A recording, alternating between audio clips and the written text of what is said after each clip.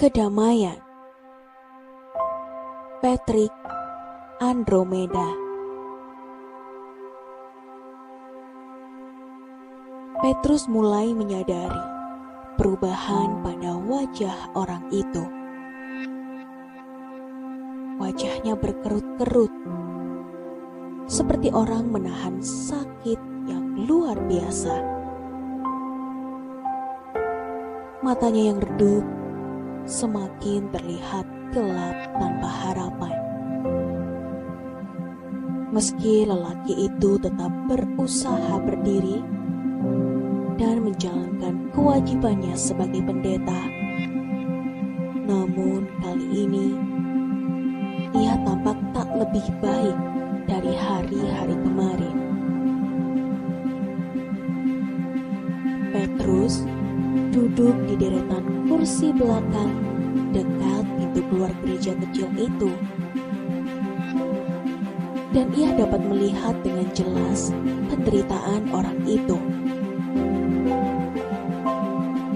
Sangat menyedihkan, pikirnya. Seharusnya ia sudahi saja khotbah minggunya tadi. Dalam sekejap, Petrus mulai menebak apa yang akan terjadi pada orang itu.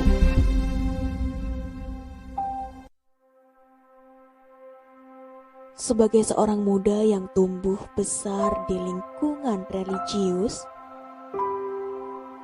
Petrus tak serta-merta mengikuti jejak kedua orang tuanya yang taat beribadah. Tidak juga seperti kedua saudaranya yang kini menjadi pendeta pada dua gereja yang berbeda. Ia bukan tak percaya Tuhan, tapi ia tengah mengalami krisis yang kerap dialami anak muda seusianya. Ia merasa bingung sekaligus sedih. Sedih karena ia merasa hidupnya terlalu sederhana, dan bingung ketika melihat orang-orang lain yang tidak seperti keluarganya, namun dapat memiliki apapun yang diinginkan. Ia tak punya keberanian untuk mengungkapkan perasaannya selama ini. Bagaimana ia tertekan dan ingin pergi melihat dunia yang jauh lebih luas, sambil berharap menemukan apa yang ia cari, kebahagiaan.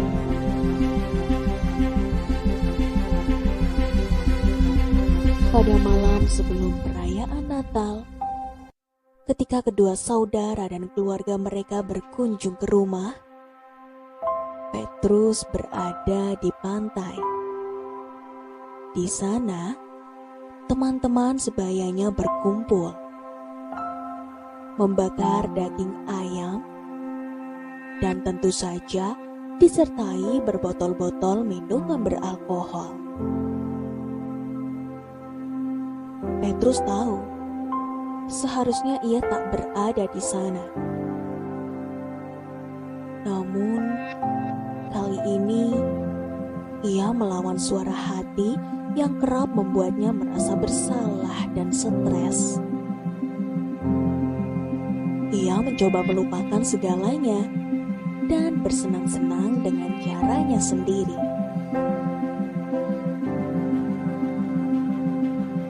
Di sana, ia dapat melihat rumahnya yang bagai titik cahaya di kejauhan di tepi pantai. Ia membayangkan apa yang tengah dilakukan orang-orang dalam rumah itu. Kedua orang tuanya mungkin akan mencarinya karena tidak berada di rumah pada saat penting seperti malam ini. Mereka tentu akan marah besar. Sambil mengatakan hal yang sama terus-menerus hingga ia merasa muak.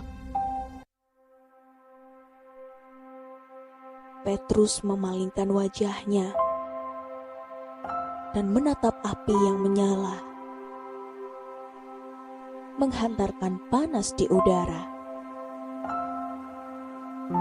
Udara dingin tak ia hiraukan.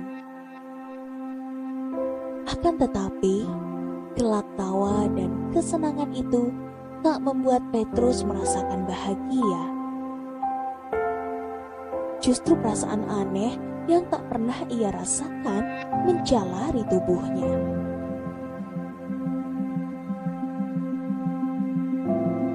Ia menenggak botol dan mengunyah daging matang berwarna kecoklatan itu. Sementara pikirannya melayang menuju ruang makan di rumahnya dan membayangkan hidangan sederhana yang memuaskan. Tapi mengingat orang-orang yang berada di sana membuat ia marah. Ia marah karena mereka hanya menikmati apa yang mereka miliki, tetap puas dengan keadaan hidup yang biasa-biasa saja. Petrus ingin menjadi seseorang yang berbeda, seorang pemuda yang bisa mencapai apapun yang ia inginkan.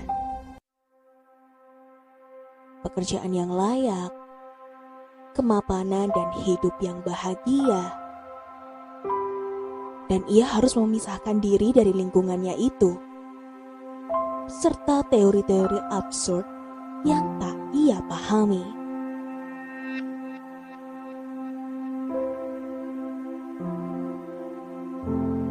Dua orang pria dan wanita tampak bergandengan tangan memisahkan diri dari lingkaran orang-orang muda yang duduk mengelilingi api unggun. Kedua orang itu tertawa-tawa dan tak peduli dengan sekeliling mereka. Sementara mereka semakin menjauh. Petrus mengamati hingga keduanya menghilang di balik semak-semak yang gelap. Ia tak pernah punya keberanian melakukan hal semacam itu. Seperti biasa, ia hanya terdiam dan menyimpan pikiran itu dalam daftar panjang hal aneh yang ia jumpai. Lamunannya buyar ketika Franz, teman satu kelasnya, mulai merajau. Alkohol menguasainya hingga ia melakukan hal yang paling bodoh.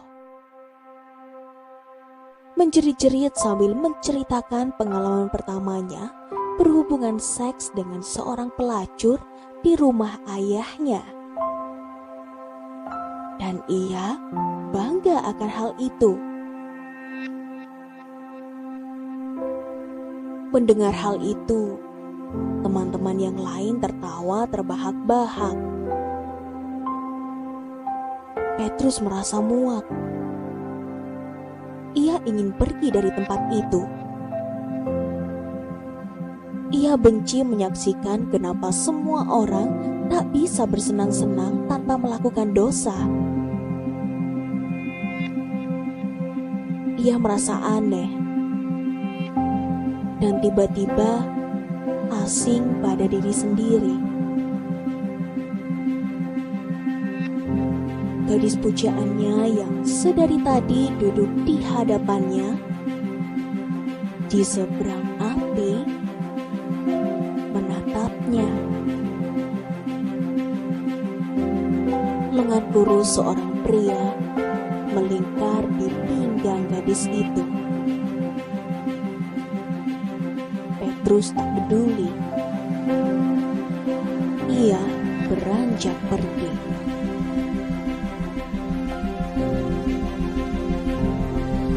Petrus berlari sekencang-kencangnya.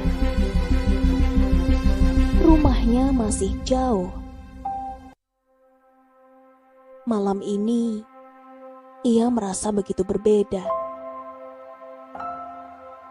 Ia berusaha melupakan wajah gadis itu yang selalu menghantuinya dan segala tentang teman-temannya.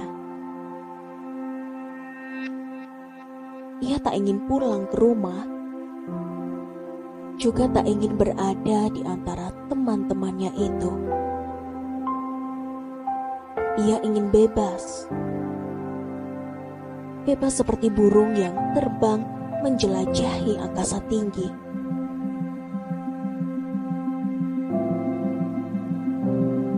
Kegelisahannya berangsur hilang. Ia tak lagi berlari, tapi berjalan. Senyuman terkembang di wajahnya yang tirus. Ia menuju sebuah pohon besar yang terletak di atas bukit yang menaungi kota itu. Di sana ia menemukan kedamaian. Ketika melepaskan pandangan yang luas dan megah, serta kaki langit yang menyentuh permukaan laut. Seolah semua pikiran yang memenuhi kepalanya menghilang begitu saja.